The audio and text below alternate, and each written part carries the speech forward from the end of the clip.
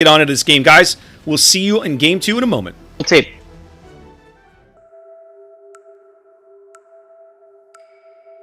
Off the North African coast, an arid expanse of the Mediterranean Sea plays host to opposing forces as they battle it out for control of the seas. Amongst these sun-blasted islands, where enemy fire isn't the only bad way to die, only one team will triumph. This is Tears of the Desert. Tears of the Desert is a 42 by 42 kilometer domination style map with 3 cap points running in a line from northwest to southeast. The A cap is in the top left, B is in the center, and C is in the bottom right. Capture Area A has enough island cover nearby for teams to sneak in a radar cruiser and cover the capture zone, though it's common to see ships attempting to flank the cap by sailing into the northwestern corner of the map. In the center, Cap B has superb island cover near the center that allows destroyers to contest the area from behind shelter. Landing shells on ships in this position is challenging until teams are able to push forces into the corners of the map. Cap C is similar to Cap A. There is cover nearby for cruisers who want to defend, but very little cover within the cap itself. The picket line of islands that separate B and C make pushing in force from one cap to the other very challenging. 18 ships, 2 teams, 1 victor. It's time to play Tears of the Desert.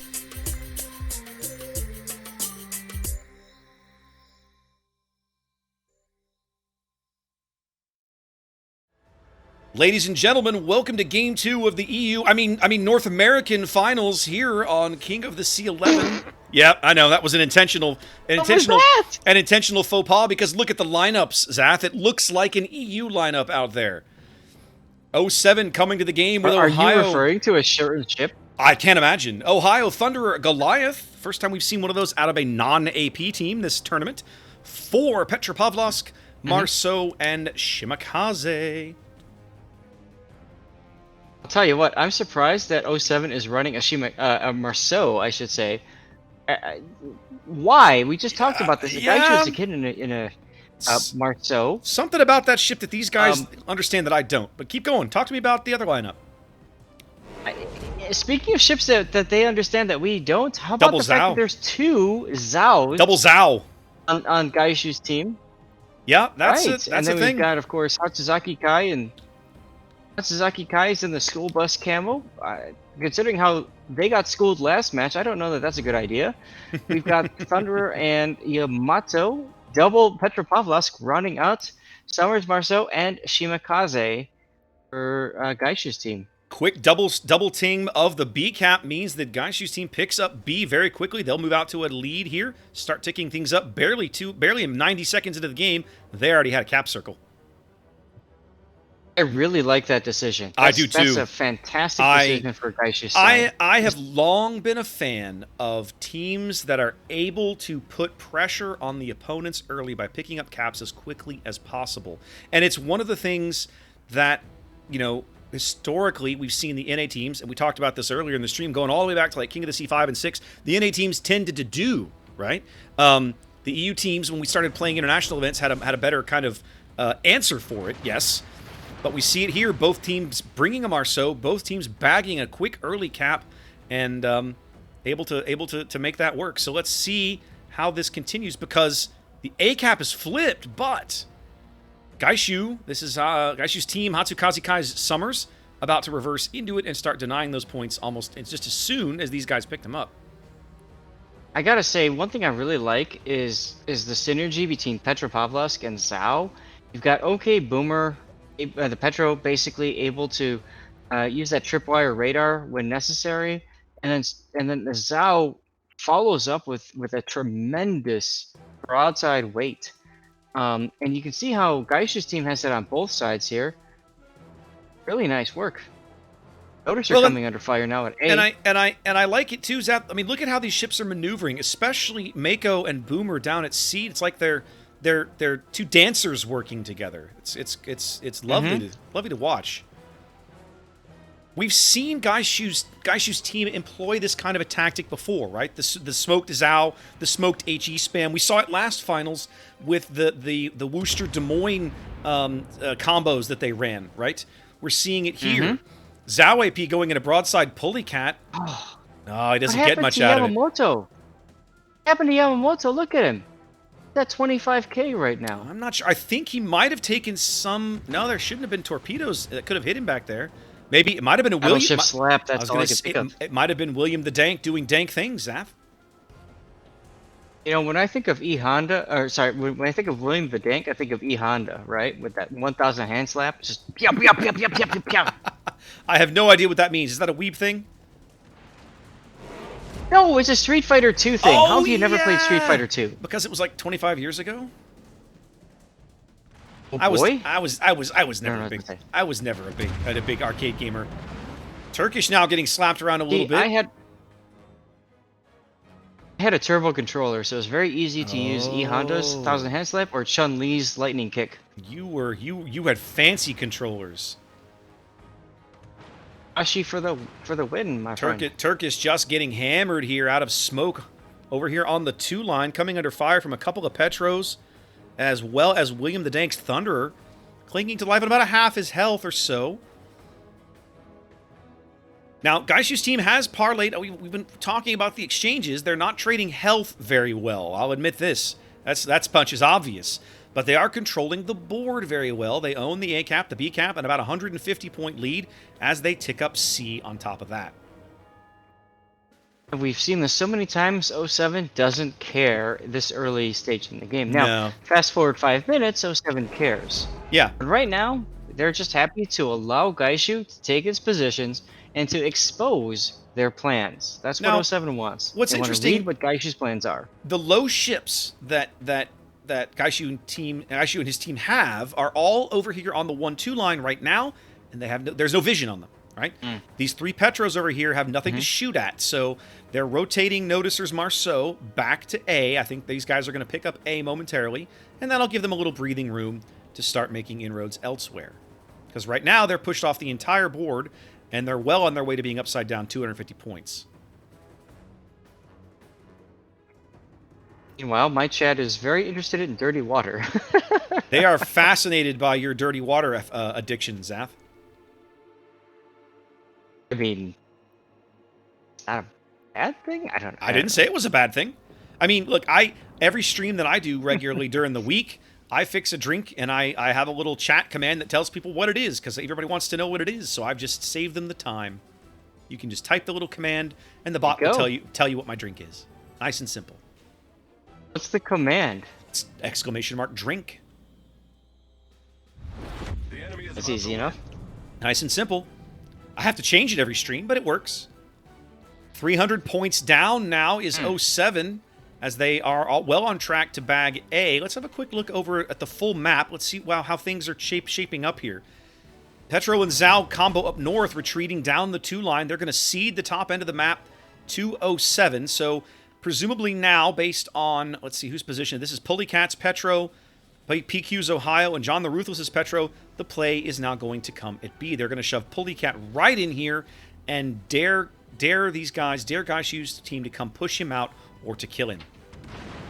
Makes perfect sense to put Gaishu in the mid here, but he's got to get to that island. You can see all the shells coming onto him now from Gaishu. Baird, I think, even had a salvo in on him. But Pulleycat will be fine. He'll get in there. He'll lose some health. Pulley will be fine. Pulley will definitely lose some HP for this, but you're doing that. Like we always say, when you want board position, you have to trade health to obtain that board position. That's exactly what we see Pulleycat doing here as he goes into the B cap. Let's be real. There's a lot more health he could have traded to get to that point. Could have been a lot worse. So he'll be joined momentarily by Noticers Marceau chugging along at 4,000 knots here from the A cap. That will help speed up the cap cycle here at B. 4,000 knots. It goes to 4,000, Zath. Is that with speed flag or without? Yes, definitely with speed flag. Sierra Mike for the win. That's right. So one thing to point out is on this map, looking at A, that island position is so crucial, really, to win this entire flank. And you can see that '07 has picked it up with Double and Coconuts over there, just grabbing it and saying, "This is mine." Coconuts, of course, is now rotating around. There's no need for him to stay there anymore. They've got A, they're controlling it.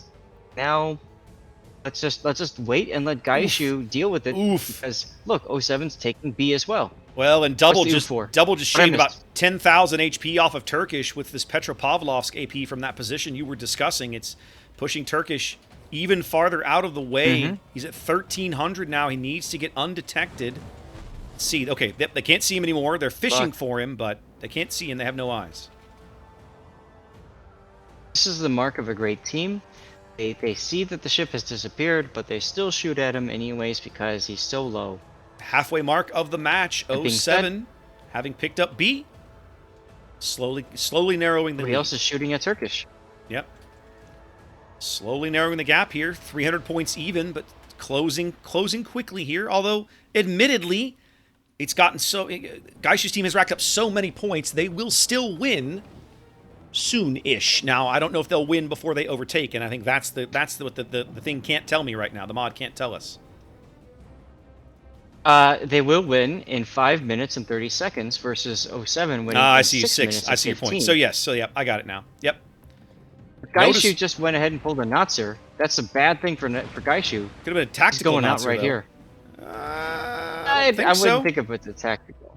I don't think so. He's not going out.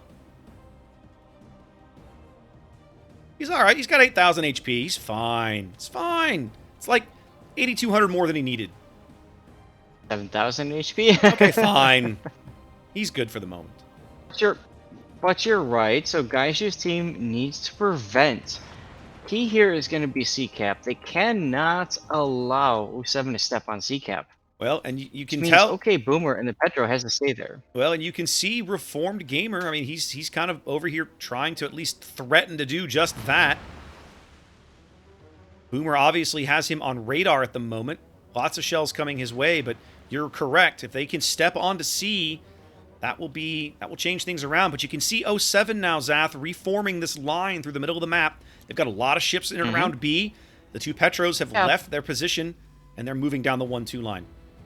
Look, Dank and Potato Quality are in the same exact position, which we talk about so many times. It's just not a good thing for battleships to do. Yeah, it's surprising. I'm surprised about this. I'm a little surprised as well, but some of it I think is by necessity. PQ has been holding the middle. William was up north. Now William has run south. In theory, they could push PQ farther south if they wanted to. But they're in a position now where a single kill will put them on track to win the game within time. And they're close, Sath. They're close on several kills. There it was. Hatsukaze. There it was. Wow. They pick off Hatsukaze with just everybody shooting at him. And just like that, '07 now leads on the timer.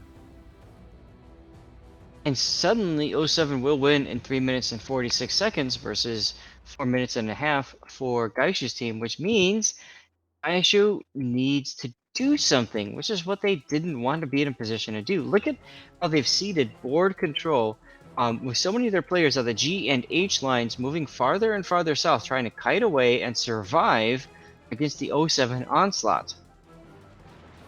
Pulley reorienting himself in B, getting ready to hold from the south instead of from the west, now that the forces on the 1-2 line have kind of moved their position farther to the south. William looping around, PQ throwing shells to the south. '07 trailing only by 80 points with 7 minutes to play here in Game 2. Looking solid. Nope. Looking solid. Gaishu needs... Oh, Bear takes a hit. Gaishu needs a kill right now in order to even things up. If he can't get a kill, that's it. Where are they going to get it, Zath? The lowest person on the board is Noticers Marceau. Do they have anybody nearby who could spot him? No.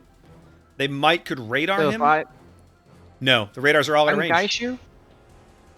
I'm Gaishu. I'm telling Yamamoto, Turkish, Baird, and Artia, QV, whatever, 2VTuber. Look, they're in the same position too. Bad. I would be telling all of them, you guys have to shove A. Like, I would be telling them, go balls to the wall A. Because A? where else are they going to get that kill? Yes, I don't- A. I don't see it, Zath. I don't see it. To me, their best option, and you kind of see them thinking this way, right? They've pushed Amatsukaze and Gaishu. Look at where Gaishu is over here with his Marceau, all the way around with Reform Gamer's Shimikaze. They've been chasing Gamer up this side of the map. They realize he's a weak link that they might be able to exploit, so they're trying. But But what I'm getting at, we've been through this so many times. The competitive, you gotta do something on both flanks. If you just run away on the other flank, you're not doing anything. You allow the enemy team, you allow 07 to deal with it and to respond to the one push. We're coming up on a lead change here. Now, I'll say one thing that they could do. If you look at Pulley's Petro position, I'm following Gaishu at the moment. If you look at Gaishu, he has the ability to go into the cap and sit on the south end of the B cap, and very few people will have shots on him. Only maybe the Thunder and one of the Petros. I think it's a desperation play, but I think it's about the only thing that they have to try right now. It's almost like he heard you, because it looks like he's making revolutions for that exact same position. Yeah, both teams over 900 points. We're reaching a danger critical point where a single kill, a single mistake can end the game very quickly. There's our lead change. 07 now moves out to their first lead of the game, 6 points and growing. 5 minutes to play, but only 50 seconds on the timer before 07 ticks out to a win. Gaishu about to step onto the B cap and end that. Even if Gaishu steps on B cap, they still are down on points. Yep, which that he's goes done. Back to my earlier comment about the need to turn around and push back at A. Even if you lose, what's going to do? Because here comes Pulikas's radar. All that does is I wonder stop. Why he radar. I know. All that does is stop the bleeding. Pulley can see him, but has no shots. Potato Quality, William the Dank, and John the Ruthless all have shells coming in on Gaishu, and they nail him. Oh, they absolutely hammer him, it. And that's the game. Wow. A single kill There's like a death that. pick right there. Single kills flips the game, and very quickly 07 out to a 2-0 lead in this best of 5.